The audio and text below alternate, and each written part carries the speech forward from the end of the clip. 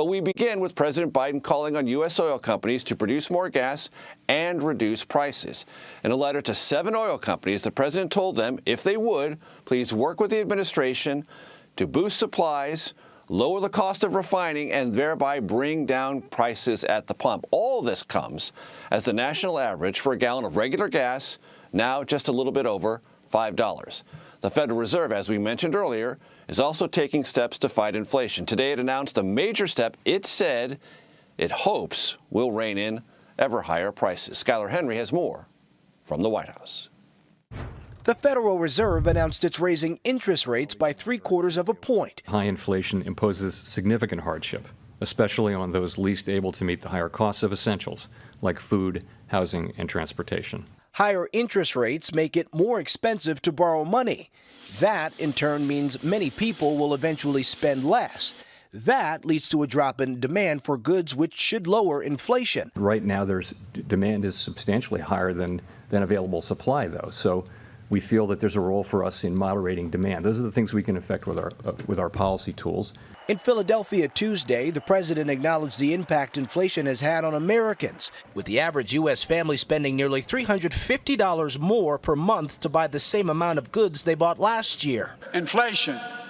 It's sapping the strength of a lot of families. Inflation is also sapping the president's poll numbers, something Republicans are quick to pounce on in this election year. Inflation is at another 40-year high, and we had another record with gas prices hitting $5 a gallon. This morning, President Biden sent these letters to American oil refineries, urging them to produce more gas and questioning their record profits. In March, the price per barrel of oil was about $120 per barrel, like it is today. But in March, we were paying $4.25 per gallon of gasoline. Today, we're paying over $5. So there's a 75-cent increase. What is going on there? In addition to increased domestic production, the U.S. is calling on global manufacturers to increase production as well. The U.S. is the world leader in oil and gas production, with Saudi Arabia second. The White House has announced President Biden will travel to Saudi Arabia next month. Skyler Henry, CBS News, the White House. Senior White House and political correspondent Ed O'Keefe joins us now. Ed, President Biden, through these letters today, is pushing oil companies to increase capacity, specifically refining capacity, and lower the prices. Can they do that? And what do the companies want, if anything, in return, as they've discussed this, I believe, on an ongoing basis with the Biden White House? Yeah, and we should point that out. In fact, this is part of an ongoing dialogue that just doesn't get shared with all of us in the form of presidential letter writing.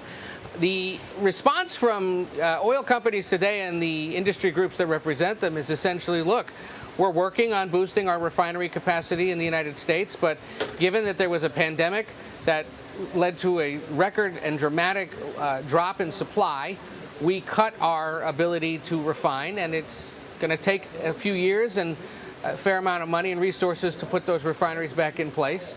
Shell, for example, saying that they're working on that. But the other thing they say is we would be doing more, we would be preparing to do more if the Biden administration would give us a broader sense of what exactly its energy policy is. For example, they want to do more drilling in the Gulf of Mexico. There's a 5-year plan that the industry says needs to be updated by the administrations or the various departments that oversee oil drilling, and they're not getting it. And if they let that lapse, it's going to be harder for them to continue to do exploration and drilling, refinery, and then selling that oil on the open market. But remember this. We are on the verge of barrels per day production, essentially, hitting pre-pandemic record highs. By next year, it's likely that on a daily basis, the United States is going to be producing just north or south of about 13 million barrels a day. That will be a record. We would have hit that record by now and be far exceeding it most likely had the pandemic not happened and supply plummeted almost overnight.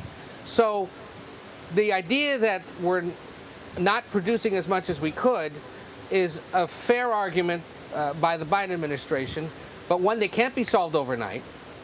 And as one industry official pointed out to me today, isn't it funny, paraphrasing, that an administration that from day one has basically said we don't want there to be much focus on oil and gas production anymore, they now suddenly are desperately seeking more supply from us.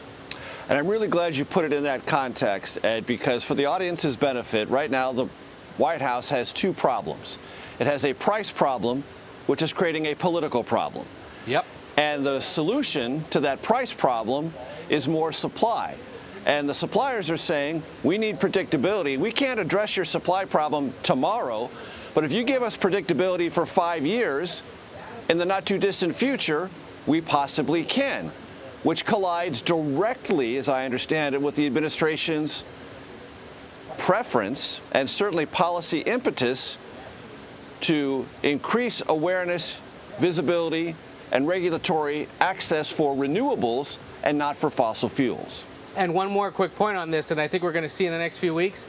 They also suggest, you know, the president can go to Saudi Arabia for a variety of reasons, as he's going to. It's not just about energy policy when he goes there. There's a big meeting of Gulf states and other Arab nations. They're going to discuss human rights most likely, but this is going to be a topic, right? Trying to get the biggest oil producer, member of OPEC to be putting out more so that price goes down, as you said. But they argue, and you're going to hear Republicans argue this and others who think about energy policy differently, you wouldn't have to go to Saudi Arabia and beg for this if you would only create as friendly an environment as possible for the energy industry writ large in this country and come up with a better, more defined energy policy that includes oil and gas production while you're also pushing for these other things. So that's something we'll probably hear more of as the visit to Saudi Arabia nears. So, switching topics ever so briefly, Ed, the Fed today raised interest rates to try to get inflation under control. White Houses typically don't react to that, but the general atmospherics about these two things, a rise in interest rates by a factor higher than we've seen in almost 30 years, and the overall sense that something needs to be done, and maybe it's harder money, meaning more expensive money to borrow in order to cool inflation. Yeah, well, look, by holding the meeting at all and raising the rate at all, they've done what the president wanted, which is to say the Federal Reserve sets interest rates. They're the ones that can most quickly or most broadly affect the general feeling and reality of inflation. So they've acted now. And Chairman Powell did what he did to explain where he thinks things are headed. And he said something very similar to what the White House has been saying, although there's no coordination between the two entities. It's going to be here for a little while. It's going to go down in 2023. There's going to be some pain. Where the Fed went further is to suggest the unemployment rate may tick up by the end of this year. Economic growth may not be as strong this year or next year. And those are things that a White House doesn't want to hear. But in the short term, the Federal Reserve has acted. The markets have responded to it and anticipated it. We'll see now in the next few weeks how the response goes. But to think that this is going to go away anytime soon, it's not. But this was a good first step, the White House would say, in at least getting us to the point where inflation starts to go down next year as is forecast. And as you well know, the personnel changes exist all the time at any White House, but some are more visible, some are more significant than others. Catch us up on some significant ones that have just occurred. Sure. Well, look, there are a handful of people who work in this West Wing, of course, hundreds. Only a handful ever become household names. But three important hires here or promotions in recent days. Let's begin with Keisha Lance Bottoms, a name red and blue viewers will remember. Folks from the South may remember as well as the former mayor of Atlanta. Somebody who was briefly considered as a potential vice presidential running mate, somebody who was seen as having statewide ambitions in Georgia, is going to come here to the White House and at least temporarily serve as head of what's called the Office of Public Engagement, one of the sort of outward-facing offices that takes the incoming from various outside groups, lawmakers and others, an important way for the president to take the temperature of key constituencies, of fellow Democrats. Keisha Lance Bottoms, somebody he likes, somebody he got to know over the course of the 2020 campaign, will take that job. Another one, a woman named Julie Chavez Rodriguez. She currently holds a job leading what's called the Office of Intergovernmental Affairs, similar to that other office. Usually deals with a mayor, a governor, a county executive if there's a natural disaster or a mass shooting, and then also sells policy. She's going to become a senior advisor, breaking the inner Biden circle as an outsider, somebody who hasn't served alongside him for several years, and that's significant, and now becomes even more so the most senior Latina serving in this the staffing, at least here at the White House. Another important symbolic move and brings him broader perspective. The other name to know is Stuart Dellery, who's been the deputy White House counsel. He's now the top lawyer here, as Dana Remus, who helped put Ketanji Brown Jackson on the Supreme Court and has handled other legal matters, is on her way out. All of this is normal. It happens in administrations, Major, as you know best, and just a sign, though, of not only diversity of ethnicity and gender, but more importantly, perhaps right now, going into a tough midterm cycle, perspective. It's something this president wants and needs. Ed, before I let you go, and real quickly, you said something a moment ago that I want you to focus on, bringing in an outside advisor who will crack that inner circle of Biden advisors who've been around him for so long. I've heard many Democrats advocating for that for months. Yep, and Julie Chavez Rodriguez helps with that. Veteran Democratic operative, very close with the vice president as well. Like I said, a Latina, one of only essentially 3 or 4 women in the circle. There have been guys in this circle for years. Ron Clayton, the chief of staff. Mike Donnellan, his lead speechwriter and sort of brain and heart. Bruce Reed, a longtime Senate aide, well-known moderate Democrat. Steve Ricchetti, another good envoy to Capitol Hill and to K Street here in town. Those guys have been with him for decades. Chavez Rodriguez, who we should point out is also the granddaughter of Cesar Chavez, the labor leader, the civil rights leader, is definitely a new face, but one this White House understands is needed around that table or around the sofas in the Oval Office as they worry about eroding support among Latino voters and how big issues play out across the country.